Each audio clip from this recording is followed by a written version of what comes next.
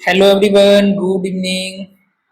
आज के इस वीडियोस में हम जानेंगे इपिटैक्सिस के बारे में। What is epistaxis? Epistaxis means आपका नोज ब्लीड। नोज ब्लीड आपकी क्या है, क्या इनके साइन सिम्टम हो सकते हैं, राइट? इसके टाइप्स क्या हैं, कॉमन इसके कॉजेस क्या हैं, डायग्नोस्टिक इवैल्यूएशन हमको कैसे करना है। फिर फाइनली यहाँ पर हम बात करेंगे नर्सिंग एंड मेडिकल मैनेजमेंट के बारे में। ऑलराइट, तो चलिए हम इसका इंट्रोडक्शन देख लेते हैं। Epitaxis commonly known as nosebleed. Epitaxis को हम commonly nosebleed भी बोलते हैं. It is also known as nosebleed. Is the bleeding from the nostrils, nasal cavity, oropharynx? आपकी जो ब्लीडिंग है वो आपके नोस्ट्रिल से हो सकती है, नेजल कैविटी से हो सकती है और नेजोफेरिंक्स से भी आपकी ब्लीडिंग हो सकती है। That is your nose bleed या epistaxis. It is frequent medical condition that can range from minor annoyance to severe life threatening haemorrhage. Okay, ये आपकी एक फ्रीक्वेंट मेडिकल कंडीशन है, कॉमन आपकी मेडिकल कंडीशन है। दैट कैन रेंज फ्रॉम, ये आपकी minor to severe आपकी हो सकती है, इवन आपकी लाइफ थ्रेटनिंग भी आपको हो सकती है। इतना आपको डेंजरस हो सकती है कि आपको लाइफ थ्रेटनिंग हेमरेज भी आपको हो सकता है, माइनर टू सीवियर हो सकती है, इवन आपको लाइफ थ्रेटनिंग इतनी ब्लीडिंग भी हो सकती है कि आपके जान पर भी जोखिम आ सकता है। ऑलराइट, फिर हम इसके टाइप के बारे में बात करेंगे, इसके कौन कौन से आपका टाइप है। तो फर्स्ट वन जो आपका टाइप है वो anterior nose bleeding, second one है आपका पोस्टीरियर।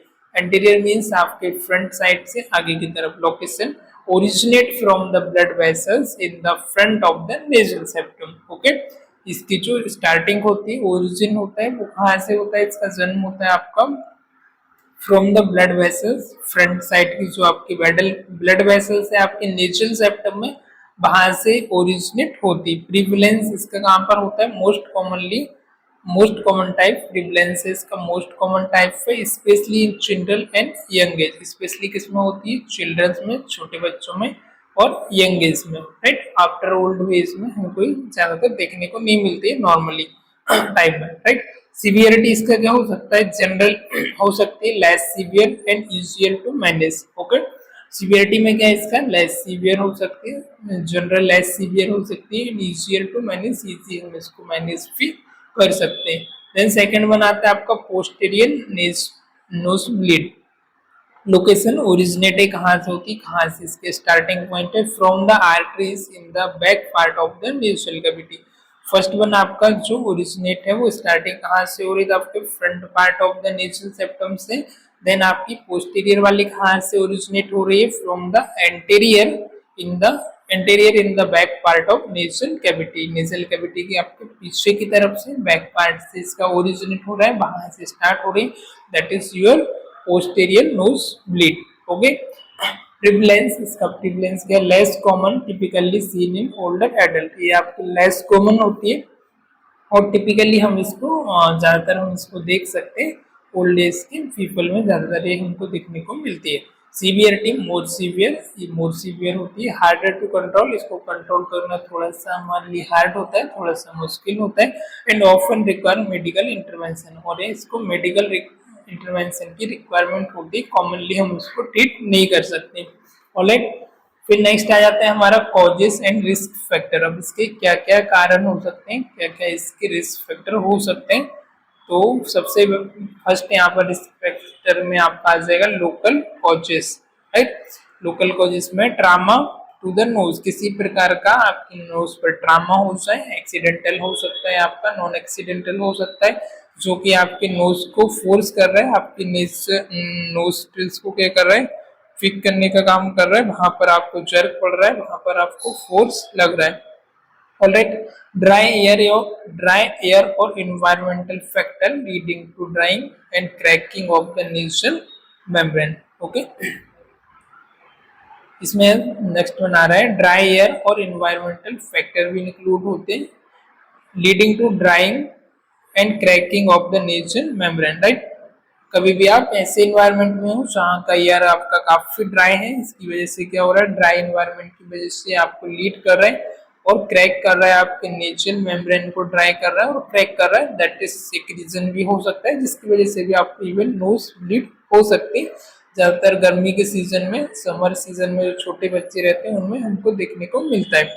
ओके, फिर foreign object in the nose. अब नोज में कोई फॉरेन ऑब्जेक्ट है वो आपका इंसर्ट हो गया, नोज में आपका इंट्रोड्यूस हो गया, उस रीजन की वजह से भी आपको हो सकता है।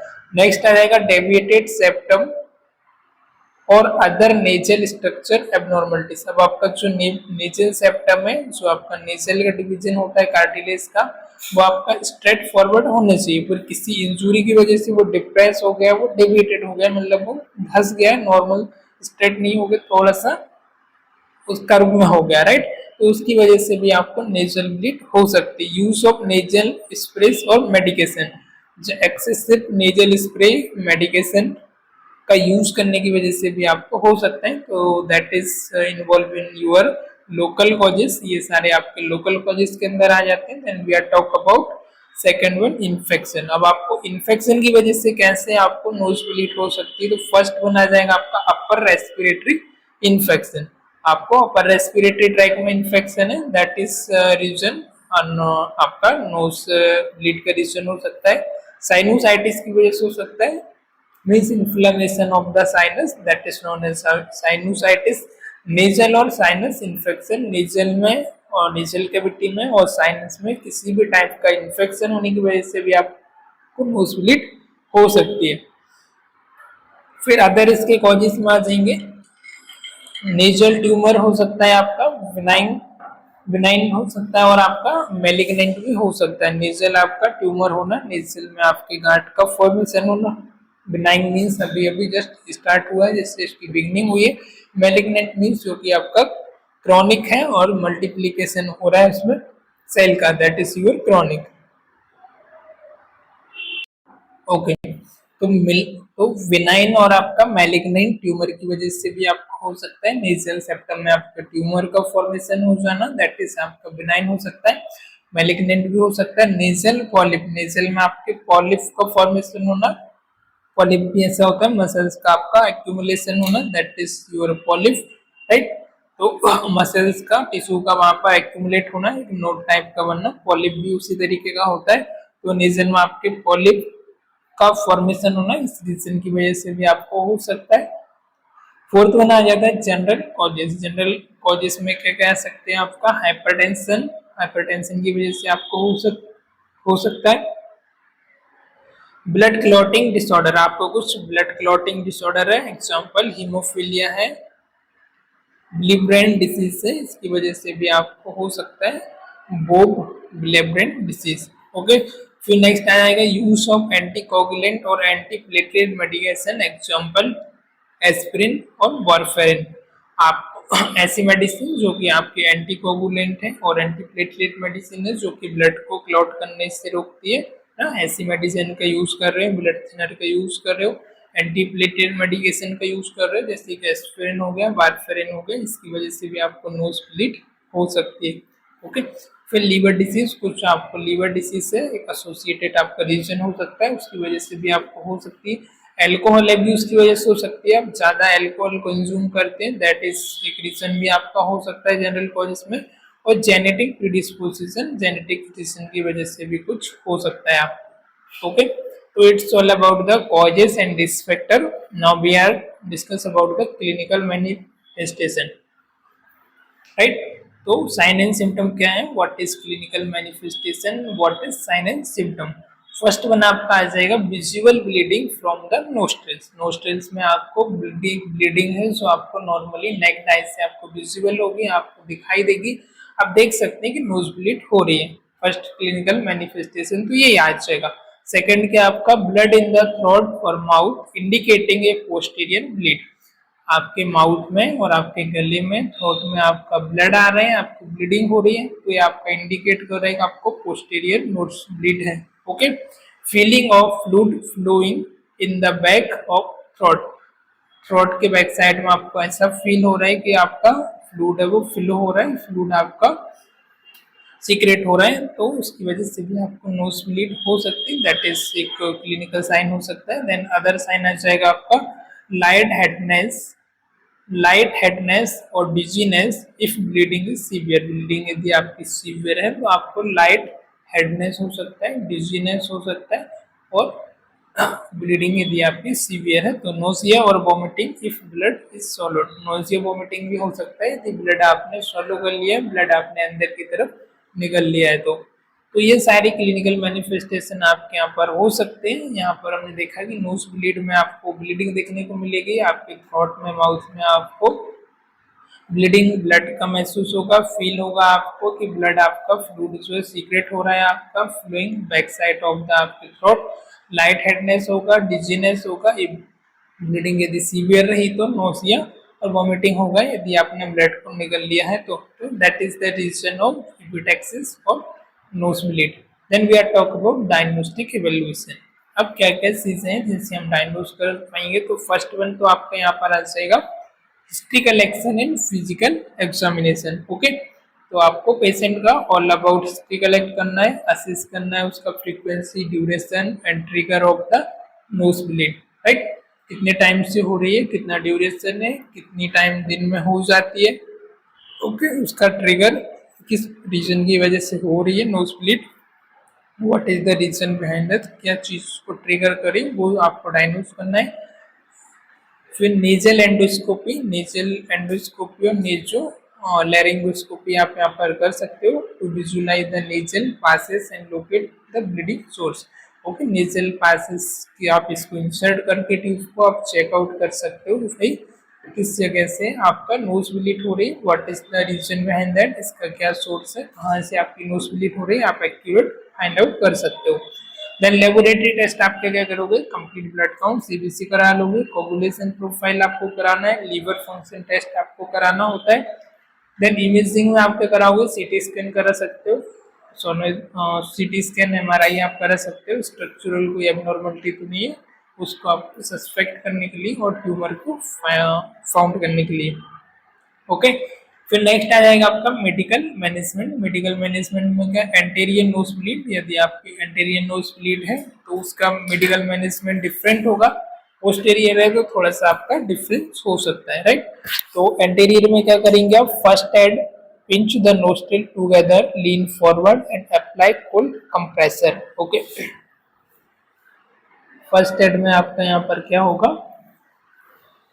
आपको नोस्ट्रिल्स को पिंच करना है, देन लीन फॉरवर्ड, आपको फॉरवर्ड की तरफ रहना है, ज़्यादा आपको बैकवर्ड हेड नहीं करना है, सीना आपका फॉरवर्ड होना चाहिए, और apply cold compression, cold compression भी आप अप्लाई कर सकते हो जो भी आपकी, और देन आपका गोज पीस वगैरह कॉटन वगैरह भी आप अप्लाई कर सकते हो। टॉपिकल वैसो कॉन्स्ट्रिक्शन, टॉपिकल आप वैसो कॉन्स्ट्रिक्शन का यूज कर सकते हो ताकि आपके जो ब्लड वेसल्स वो कॉन्स्ट्रिक्ट हो जाए और आपको ब्लीडिंग मिनिमाइज हो या ब्लीडिंग आपका स्टिफ हो।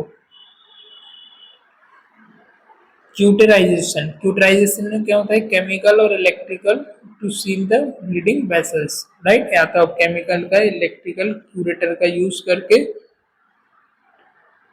तो आप क्या कर सकते हैं, जो ब्लीडिंग हो रही है उसको आप सील कर सकते हैं, उसको आप स्टॉप कर सकते हैं, जहां भी ब्लड वेसल्स आपकी रप्चर हुई है उसको आप क्लोज कर सकते हो। ओके, फिर नेजल पैकिंग, नेजल पैकिंग आप कर सकते हो, इंसर्ट कर सकते हो आप गॉज पीस वगैरह स्पंज से अप्लाई कर सकते हो आपके नोस्ट्रिल्स के अंदर ताकि ब्लीडिंग आपका एक्सेसिव ना हो।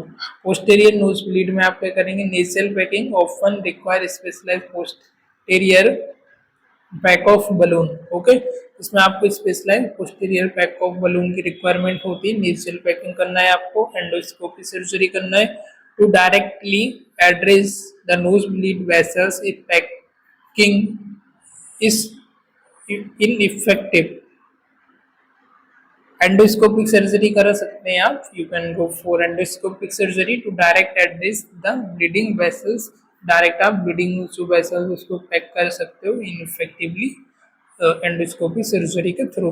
Embolisation, intervention radiology procedure to block the bleeding vessels, radiology procedure आप एम्बुलाइजेशन भी कर सकते हो ताकि आप इसको ब्लॉक कर पाओ जहां से भी आपका नोज ब्लीड हो रही है उस ना। Hospitalization for monitoring and managing underline condition, underline condition को आपको मॉनिटर करने के लिए, मैनेजिंग करने के लिए आप हॉस्पिटलाइजेशन भी कर सकते हो पेशेंट को इफ नेसेसरी।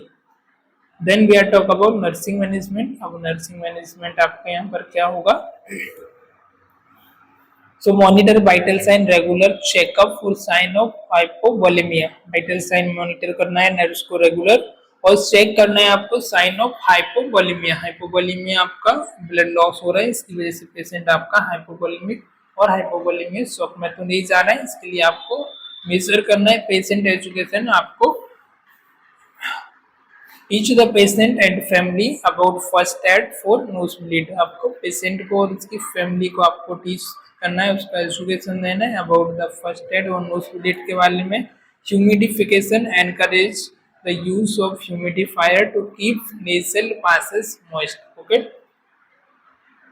ह्यूमिडिफायर का ज़्यादा से ज़्यादा यूज करने के लिए पेशेंट को एनकरेज करना है to keep the nasal passages moist, ताकि जो नेजल पासेस है वो आपका मॉइस्ट रहे। ह्यूमिडिफायर का यदि आप यूज करेंगे तो मॉइस्चर को यूज करेंगे तो।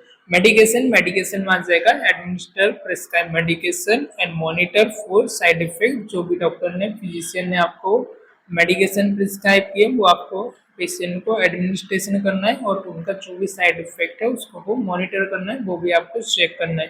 पोजिशनिंग की पेशेंट द अपराइट पोजिशन और विथ हेड एलिवेटेड। पेशेंट को आप किस आपको अपराइट पोजीशन में रखना है या फिर आप फुल सेमी फॉलर पोजीशन में रख सकते हो, पर पेशेंट का जो हेड है वो आपका एलिवेटेड होना चाहिए ताकि आपको ज़्यादा नोज ब्लीड ना हो। इमोशनल सपोर्ट, यहाँ पर आप इमोशनल सपोर्ट भी दे सकते हो। रीएस्क्यू टू काम the patient specially during active bleeding. यदि एक्टिव ब्लीडिंग हो रही है तो एक्सेसिव ब्लीडिंग हो रही है तो आप पेशेंट को साइकोलॉजिकल इमोशनल सपोर्ट भी दे सकते हो ताकि पेशेंट आपका काम रहे, पेशेंट ज़्यादा एंजाइटेड ना हो। ओके, प्रिवेंशन कैसे अब आप इसको प्रिवेंट कर सकते हो उसके बारे में यहाँ पर हम देखने वाले हैं। Okay, avoid nose picking and trauma. Nose picking, nose आपकी पिक ना हो, आपको ट्रामा ना हो, उसके लिए आपको क्या करना है, अवॉइड करना है। Educate patient to keep their nails trim. Patient को एजुकेशन देना है, नेल्स उसके ट्रिम होना चाहिए।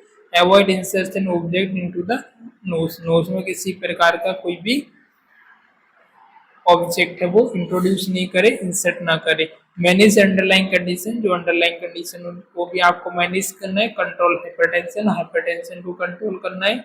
Manage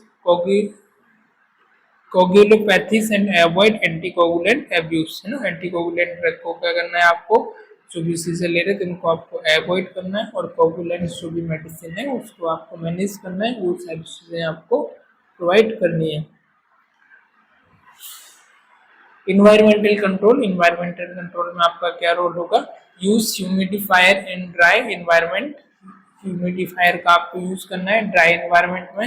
and apply natural saline sprays, और नेचुरल सलाइन स्प्रे वगैरह आपको अप्लाई करना है to keep natural passages moist, ताकि आपका नेचुरल पासेस है वो आपका मॉइस्ट रहे, that is the reason. Okay, फिर नेजल केयर नेक्स्ट वन आपका आ जाएगा। Advice on the gentle use of natural spray and to avoid overuse।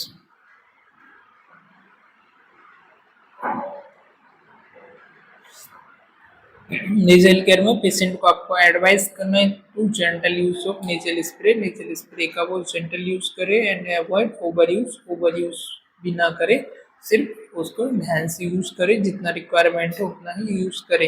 Regular follow up, patient को आपको एजुकेट करना है, फॉलोअप के लिए वो रेगुलर आता रहे, चेकअप के लिए जो भी उसको टाइम दिया वैसा आता रहे। ईएनटी से पेशेंट आप कंसल्ट कर सकते हैं। ऑलराइट, तो ऑल अबाउट यहाँ पर हमने देखा नोज ब्लीड क्या है, what is nose bleed, epistaxis is also known as nose bleed. इसमें आपका एंटीरियर आ जाता है, पोस्टीरियर आ जाता है। जो आपकी यदि एंटीरियर ब्लड वेसल से हो रही है तो दैट इज आपका एंटीरियर साइड, यदि पोस्टीरियर ब्लड वेसल उसमें इंक्लूड है तो आपका पोस्टीरियर रीजन से आ जाता है।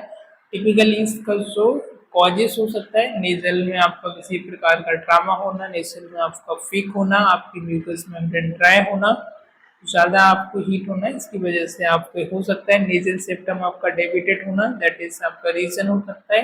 साइन सिम्टम आपको नोज ब्लीड होगी, आपको थ्रोट में ब्लीड होगी, ओरल कैविटी में आपका ब्लीड होगा, आपको फ्लूइड फील लगेगा आपके बैक ऑफ द थ्रोट में, that is the clinical manifestation sign and symptom.